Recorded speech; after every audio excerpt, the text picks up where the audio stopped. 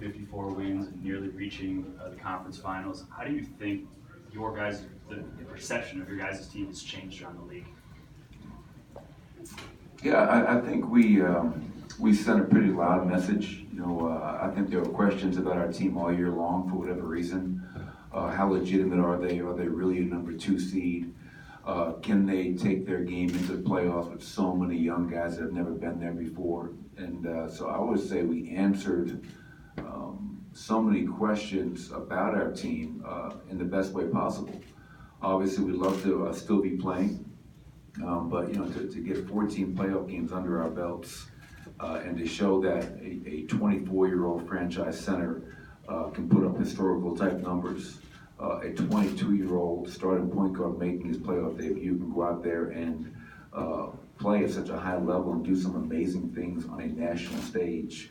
I would say for me, Mike, we answered a lot of questions that people had about us, but we only strengthened the belief that we have in each other. And I think that's great, and the work's not done. We have a lot of work to do, and it starts this offseason into next year, and we're not satisfied. That's the best part about it. Not one player, not one coach, not one person in the front office or ownership is satisfied with the year. We're excited, we're happy, but not satisfied. Michael, now that you've had a week and a half to step back right here on your left, obviously experience is going to help, but personnel-wise, what does this team need in order to take that next step? That's probably a discussion that Tim and I will have in the next couple of weeks as we kind of reflect on the season, the postseason, and kind of break down the roster. I saw that Monte Morris a few days ago had said that, by the end of the playoffs, his body was just, he played 82 games, then played 14 playoff games. That's 3 college seasons in one. And I think it hit a lot of our guys. That's what really, after game 7, I just saw a group of players that was just dead tired. So I think before we rush to say we need this or we need that, we need to be also understanding of what our players just went through and how can we help them get to the next level. And that's one thing I take great pride in. I think our staff has done an amazing job of building our guys and growing our guys and developing our guys from within. The easy answer is always to say, let's go get player X. The challenge sometimes is to let's build one of our own players into that player. And we've had countless examples of that, which I think is a testament to the culture we have here, a work culture. So, without getting into specifics, Tim and I will talk with Arturas and Josh and kind of figure out who we are and how do we get to that next level. And if we feel there's somebody out there that can do so, we've never held back from looking to add pieces that can help us get to the next level. Since you've been here, you guys have gone from 30. Congratulations. Thanks, I appreciate it.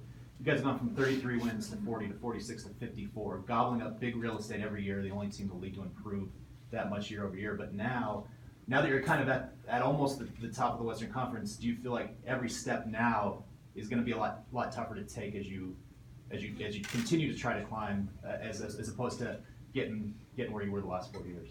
Yeah, I think your question is a valid one in terms of last 4 years. It's something that has been, great to see from within. You're either getting better or you're getting worse. You never stay the same. And we have found a way to take a 30-win team and get to 54 wins, second round of the playoffs, with large jumps.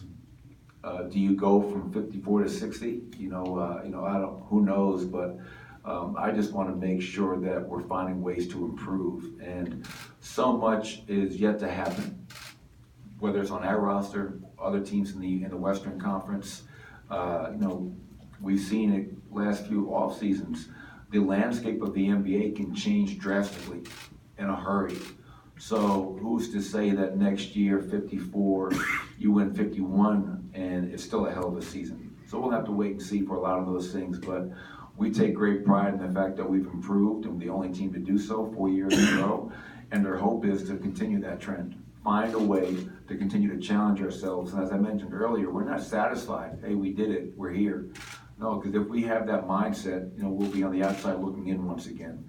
So really having time to self-reflect on our team, on how we do things, on the roster, whatever it is, and challenge ourselves to be the best we can be. And we've done that every year, and we'll continue to do so.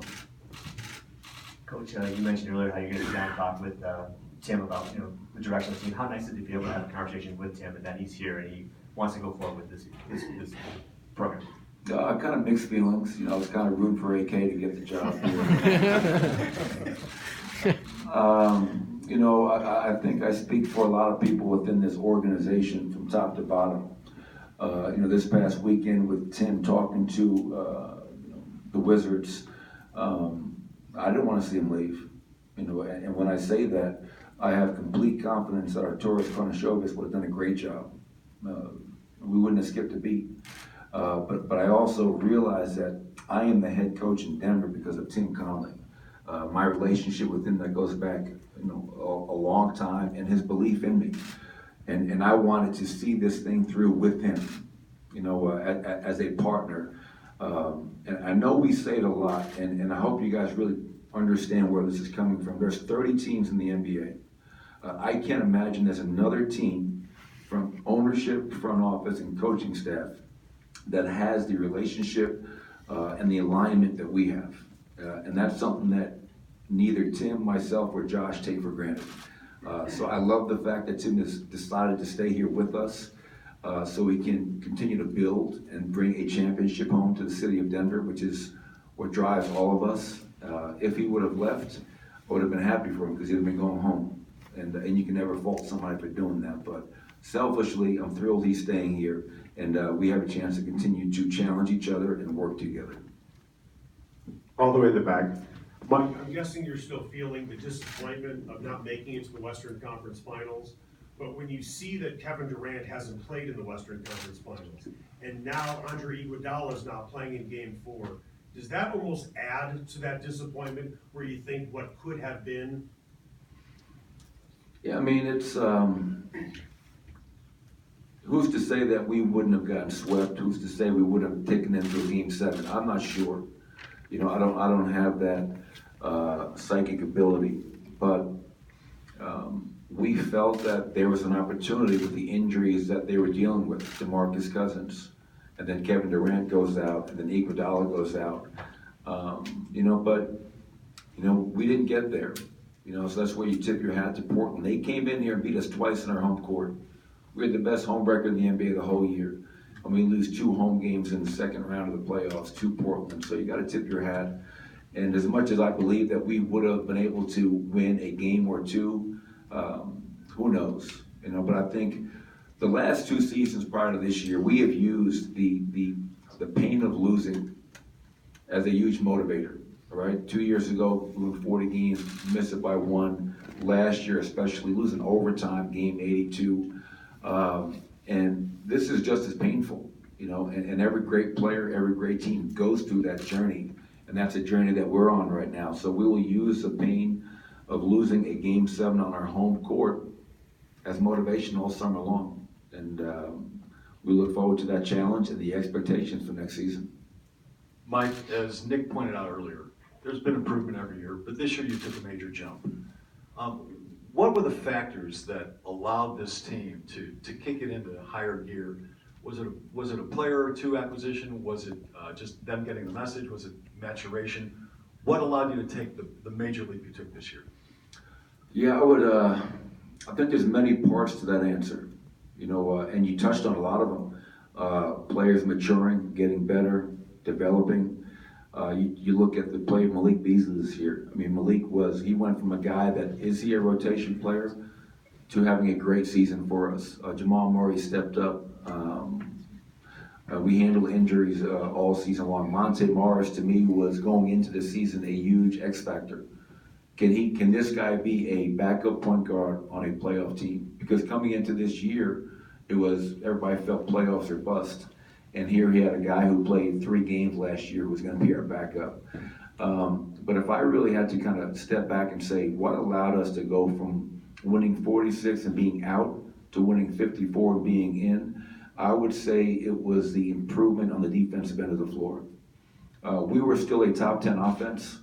Right now in the playoffs, we have the second most efficient offense in the playoffs, even though we're done playing. But the improvement on defense, when you go from 30th in three-point defense to first, that is a remarkable improvement, giving up 38% to 33%. And as we all know, the league is a three-point league. And so I felt that was a huge, huge factor. But everything we challenged our group with, improving on the defensive end of the floor, becoming a better three-point team, defensive team, winning more games on the road, our ability to go 12-1 on the second nights of back-to-back is remarkable. Our ability to win close games, 13-3 in games decided by 3 points or less. When you group all that together, that allows you to improve by 8 games and be the number 2 seed in the Western Conference.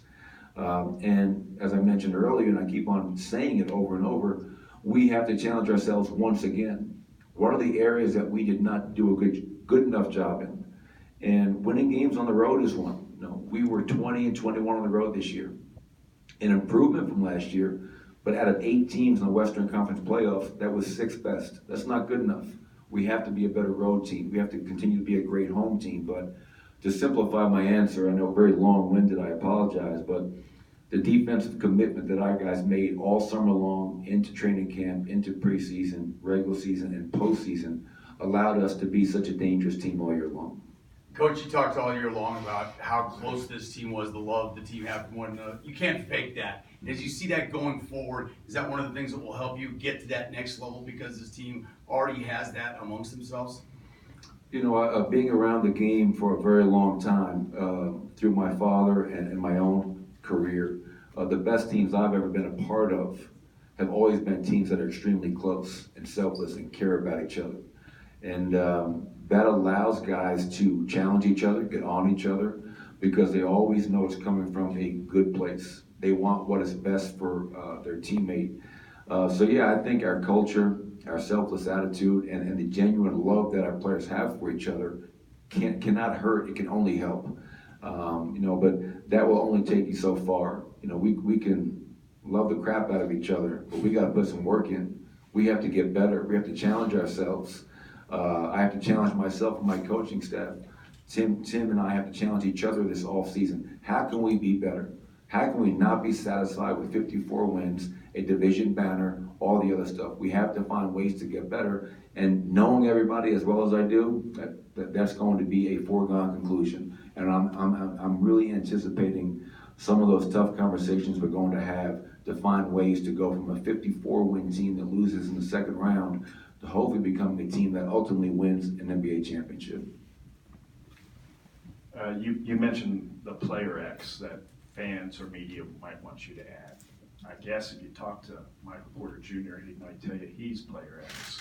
What do you see in his skill set, and what does he need to do what's his next steps, I guess is what I'm asking. This was not an easy year for Michael Porter. And, you go back to a year ago at the draft, Michael Porter is easily a top 3 talent. And all of a sudden he's dropping, there's concerns.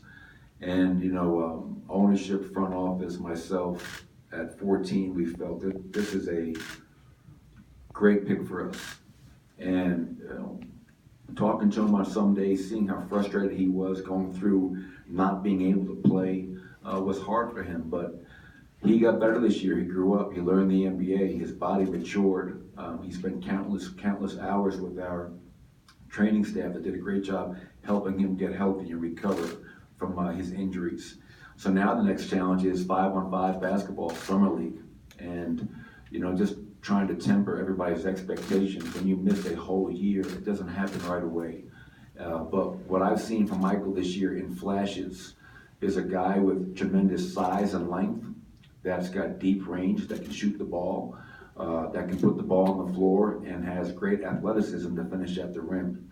And, the fact that he'll be a rookie next year, helping us in some way, shape, or form is exciting for him, it's exciting for us, and I know for our fans as well. So this will be a really big summer for Michael, and I know he's really excited and looking forward to those challenges and just getting a chance to play. Without all the restrictions, and just get out there and play the game that he loves and has missed so much. Coach, what is one area of growth you'd like to see from Jamal Murray from this year going into next year? And then the same question for Nikola. Yeah, it's really funny. I'm just talking about Jamal and, 14 playoff games. And, even after game 7 against Portland, I could hear some of the, even some of the coaches kind of saying, well, like Jamal was 4 for 18 tonight. And then I took a step back and said, you know what? Guy's 22 years old. And I just want to read you some of these numbers. 22 years old, against Portland, 24 points, 6 rebounds, 5.5 assists per game, and missed 1 free throw. And 14 playoff games. 22 years old, playoff debut, 21 points, 4.5 rebounds, 5 assists per game. So I thought I thought Jamal was remarkable in the playoffs. What did I see? I saw some inconsistency at times, which is what happens with most young players, not named Nikola Jokic. So I think for Jamal, it's got to be continue his, how do I approach the game? How do I approach my offseason? How do I get better? How do I become a more consistent player? And these are conversations I've had with him already. So it's not just 48 points one night, then 8 the next night. It's a consistent approach every single night where you know what you're going to get from Jamal. And that's what Nikola has. That's what Gary Harris has had. Now, I know Gary Harris had a tough year this year because of the injuries and finding that rhythm and consistency. But in my 4 years in Denver, Gary Harris has been the picture of consistency. And that's what Jamal has to mature to. And I have no doubt that he will. I thought he took a huge step in this postseason. And as far as Nikola Jokic, here's another guy, 24 years old. I played him 40 minutes a night, and he goes out and averages 25 points, 13 rebounds, 8.5 assists, while shooting 50 plus from the field and 39 plus from 3. Who does that? On a side note, his horse won a big race the other day. So Dreamcatcher won a race, and he made sure I knew about it because the last race he won, I was at, and I thought I was a good luck charm, but obviously I'm not. But for Nikola, it's continuing to work on his body, his footwork. I thought he took a huge step forward this year in terms of his mental approach, his maturity, handling adversity, handling the referees. So that has to continue. And then I think just from a basketball standpoint, he showed me so much on offense and defense in the postseason, but I think Nikola and a lot of our players, our finishing would be one thing that has to really improve at the rim.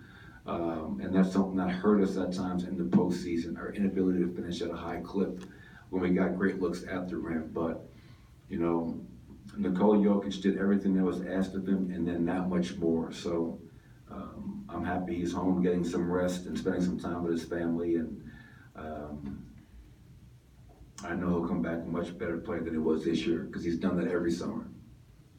Thanks, everyone. Thanks, Coach. Good to see